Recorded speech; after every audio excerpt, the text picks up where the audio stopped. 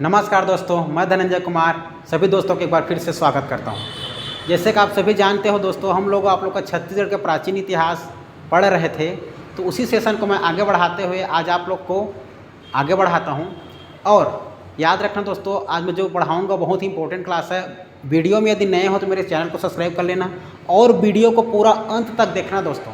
लोग देखते हैं कि वीडियो को पूरा देखते ही नहीं है तो कहाँ से समझ में आएगा। वीडियो पूरा देखोगे तो पूरा समझ में आएगा।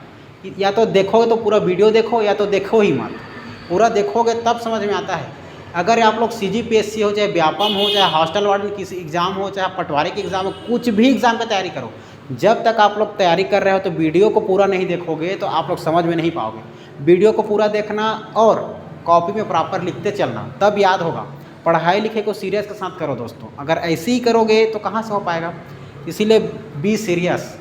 ठीक है, चलो तो आज हम लोग देखो, मैं छत्तीसगढ़ के प्राचीन इतिहास को पढ़ाया था, तो प्राचीन इतिहास में कहाँ तक कर दिया हूँ आप लोगों को। मैं कर दिया हूँ पाषाण, वैदिक, रामायण काल, महाभारत, महाजनपद, मौर्य, सातवाहन, कुषाण, मेघ, वाकटा, गुप्त, राजर्षि तुल्य, इतना कर दिया हूँ मैं दोस्तों। राजर्षि तुल्य तक कर दिया हूँ।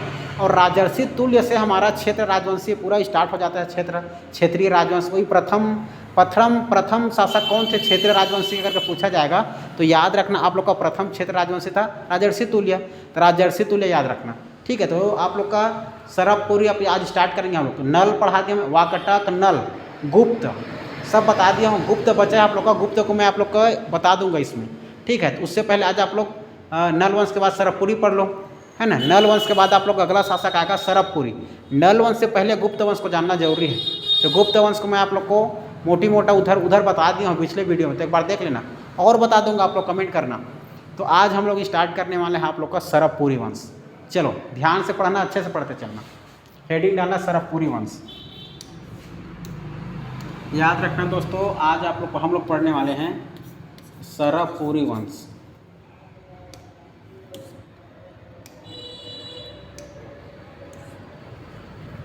चलो हेडिंग डालो। आज आप लोग का चर्चा का विषय रहेगा सरबपुरी वंश। सरबपुरी वंश। सरबपुरी वंश याद रखना दोस्तों। सरबपुरी वंश में सबसे पहले याद रखना है आप लोगों को, क्या याद रखना है, इसका काल याद रखना है। 4वीं से 6वीं शताब्दी, कितना तक ये इस समय तक शासन किए लोग। 4वीं से 6वीं शताब्दी तक हमारे छत्तीसगढ़ में शासन किया है।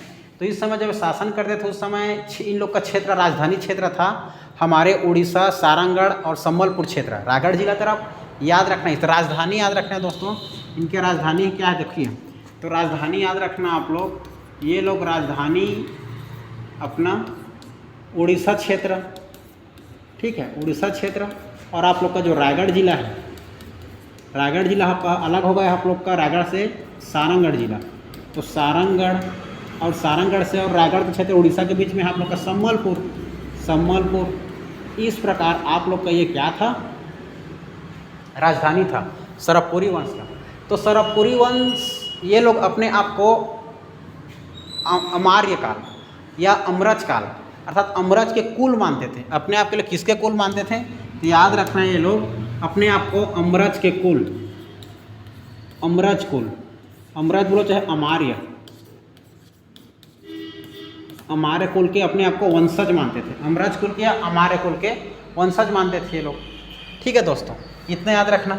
सबसे पहले हम लोग हमारे सरबपुरी वंश में कौन कौन से शासक ने क्रम से शासन किए हमारे छत्तीसगढ़ में, इसको जानना है दोस्तों। तो नल वंश के बाद यही लोग हमारे छत्तीसगढ़ में शासन किए हैं। क्लियर है, तो याद करना, क्रम से मैं याद करवा रहा हूँ ट्रिक के साथ। ऐसा ट्रिक आप लोग ज़िंदगी में नहीं मिलेगा। एक छोटी सी ट्रिक है, फिर सरबपुरी वंश पूरा याद हो जाएगा दोस्तों। तो ध्यान से करते चलना। चलो देखो, इसका ट्रिक है आप लोगों का, तो ट्रिक याद रखना आप लोग। देखो ट्रिक क्या है आप लोग का, ट्रिक याद रखना SP, JP, SDP। ठीक है दोस्तों, SP, JP, SDP याद रखना है। ठीक है, चलो देखो, SP याद रखना है, JP याद रखना है, फिर SDP याद रखना है। ठीक है, SP, JP, SDP लिख के बता रहा हूँ क्या है, पहले देख लो। फिर से बोल रहा हूँ SP, JP, SDP। तो आप लोग लिखना, समझते चलना। देखो क्या है, देखो ट्रिक क्या है, SP, JP। अगर फिर से याद करना चाहो तो SP ही याद रखना है, SP, डबल SP के बीच में JP डाल देना, याद हो जाएगा। SP, JP, SP, ये एस में डी लगा देना छोटा सा, SDP करके। क्लियर है? चलो तो आगे बढ़ो। देखो दोस्तों क्या क्या है आप लोग का, आगे बढ़ो। इस एस से क्या होगा, P से क्या होगा, J से क्या होगा, P से क्या होगा, HD से क्या होगा, फिर क्या से होगा, हम लोग इसका विस्तारित रूप देखते हैं। यही 6 लोग हमारा छत्तीसगढ़ में प्रॉपर रूप से सरबपुरी वंश में क्या किए हैं, शासन किए हैं। तो एस से याद रखना है दोस्तों आप लोग, सबसे पहले याद रखना है सरबपुरी, मतलब सरबराज, सरबराज याद रखना है। दूसरा P से याद रखना है प्रसन्न मात्र,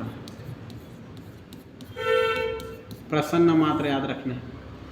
J याद रखना है, J से जयराज, जयराज याद रखना है। P से याद रखना है प्रवर राज प्रथम, प्रवर राज प्रथम। HD से याद रखना है S से सुदेव, D से है ना, HD से सुदेव राज, सुदेव राज। इसके बाद P से याद रखना है प्रवर राज सेकेंड,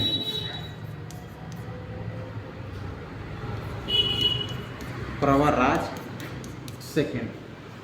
क्लियर है दोस्तों? इतना याद कर रखना है हमें। SP, JP, SP।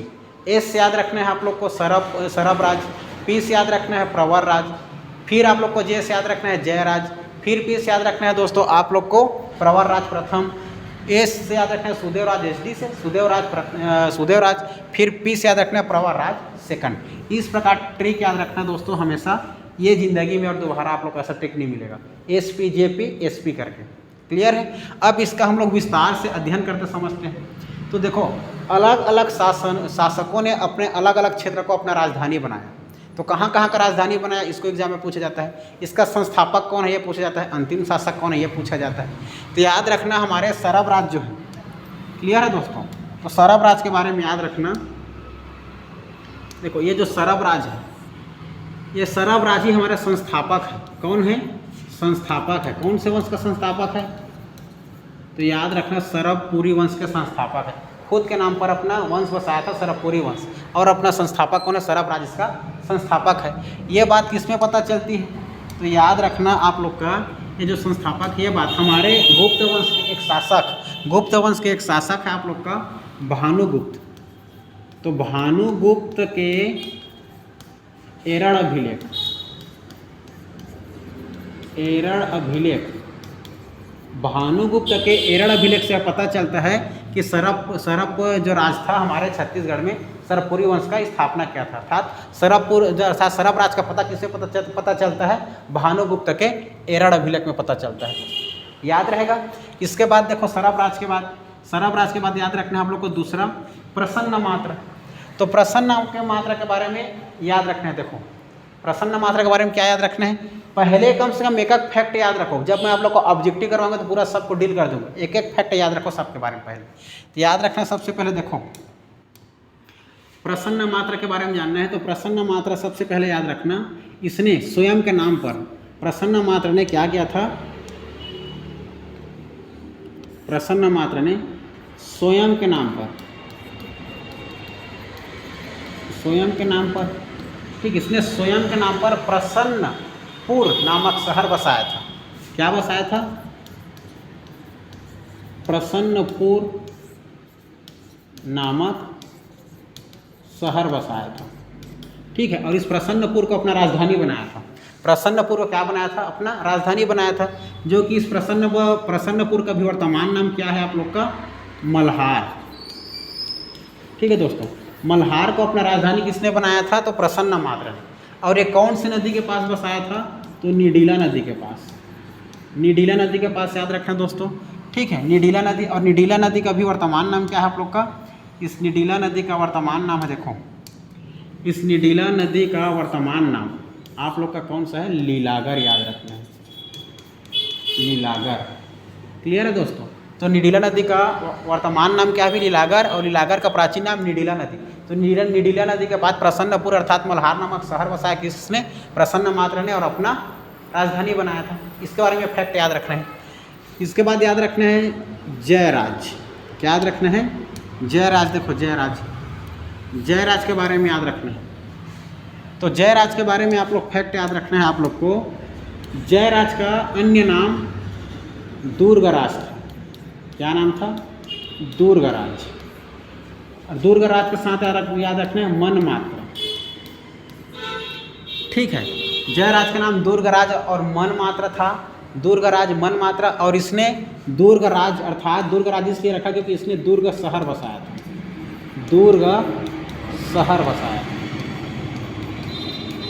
ठीक है दोस्तों, दुर्ग शहर बसाया था और इसने गज लक्ष्मी नामक मुद्रा क्या किया था? अंकित करवाया था, सिक्का चलवाया था। गज लक्ष्मी याद रखना। क्लियर है? इस प्रकार याद रखना है जयराज के बारे में। ठीक है, जयराज के बाद याद रखना है दोस्तों आप लोग, देखो अगला जयराज के बाद याद रखना है प्रवरराज। प्रवरराज प्रथम। तो प्रवरराज प्रथम के बारे में याद रखना, सिरपुर को अपना राजधानी बनाया था। प्रवरराज प्रथम ने सिरपुर को राजधानी किसने बनाया था? तो याद रखना राजधानी आप लोग का प्रवरराज प्रथम ने। ठीक है दोस्तों, प्रवरराज प्रथम ने सिरपुर को अपना राजधानी बनाया था। इसके बाद आना आप लोग सुदेवराज। देखो सुदेवराज के बारे में देखो, तो सुदेवराज के बारे में क्या जानना है? फैक्ट जानना है। सुदेवराज के बारे में क्या फैक्ट जानना है? सुदेवराज का एक सामंत था इंद्रबल, और ये इंद्रबल हमारे पांडु वंश के शासक थे। ठीक है, जो कि सेनापति के रूप में किसका काम करते थे आप लोग का? सुदेवराज का। तो याद रखना सुदेवराज के सेनापति कौन थे? इसके सेनापति अर्थात सामंत, सेनापति बोलो चाहे सामंत बोलो, सेनापति कौन थे? इंद्रबल थे। इंद्रबल। और ये इंद्रबल का ध्यान पूरा सरबपुरी अर्थात ये क्षेत्र जो शासन करते थे, जो आप लोग का सिरपुर एरिया, जितने एरिया जो प्रवरराज जो से शासन किया है ना, अर्थात इनके वंश को, उनके जो क्षेत्र है, जो राज्य क्षेत्र, इसी राज्य पर इसका क्या था? लालच था कि मैं इस पर शासन करूँगा। तो जैसे ही सुदेवराज की मृत्यु होती है ना, तो सुदेवराज की मृत्यु हो जाती है, तो सुदेवराज की मृत्यु हो जाती है तो जो प्रवरराज उसका पुत्र है, तो प्रवरराज से उसके पुत्र को, प्रवरराज सेकंड को, ये इंद्रबल मार देता है, हत्या कर देता है, और हमारे छत्तीसगढ़ में पांडु वंश की स्थापना करते हैं। ठीक है दोस्तों, तो याद रखना है, देखो क्या याद रखना है? याद रखना आप लोग, ये जो सेनापति इंद्रबल था, इंद्रबल प्रवरराज सेकंड की हत्या कर देता है। क्या कर देता है? हत्या। तो प्रवरराज सेकंड की हत्या कर देता है कौन? इंद्रबल। और ये इंद्रबल जो है पांडु वंश की नींव डालते हैं। छत्तीसगढ़ में पांडु वंश की नींव किसने डाली? तो पांडु वंश की नींव डालती है भाई आप लोग का कौन? इंद्रबल। इस प्रकार से आप लोग का मोटी मोटा हमारा सरबपुरी वंश खत्म होता है दोस्तों। ठीक है, और मैं बनाऊंगा लंबा, तो आप लोग का लंबा क्या हो जाएगा? वीडियो लंबा हो जाएगा, फिर आप लोग देखना पसंद नहीं करोगे। इससे अच्छा है तो मैं सरबपुरी वंश के इतने ही बताता हूँ। इतना को लिख लेना, इतना फैक्ट याद करना, और जो फैक्ट मिलेगा इसमें से आप लोग मैं ऑब्जेक्टिव के अनुसार पूरा करवाऊँगा। इसके बाद पढ़ने वाले हैं दोस्तों हम लोग पांडु वंश। तो पांडु वंश को मैं अगले वीडियो में पढ़ाऊँगा। ठीक है, अगर मेरे वीडियो में आप लोग नए हो दोस्तों, तो मेरे चैनल को सब्सक्राइब कर लेना। ठीक है, वीडियो को नए देख रहे होंगे तो मेरा इस चैनल को सब्सक्राइब कर लेना और शेयर भी कर देना। ठीक है, क्योंकि इसी समय मोटिवेशन मिलती है। फिर मिलेंगे दोस्तों हम लोग ऐसे ऐसे वीडियो में, तब तक के लिए जय हिंद, जय भारत, जय छत्तीसगढ़।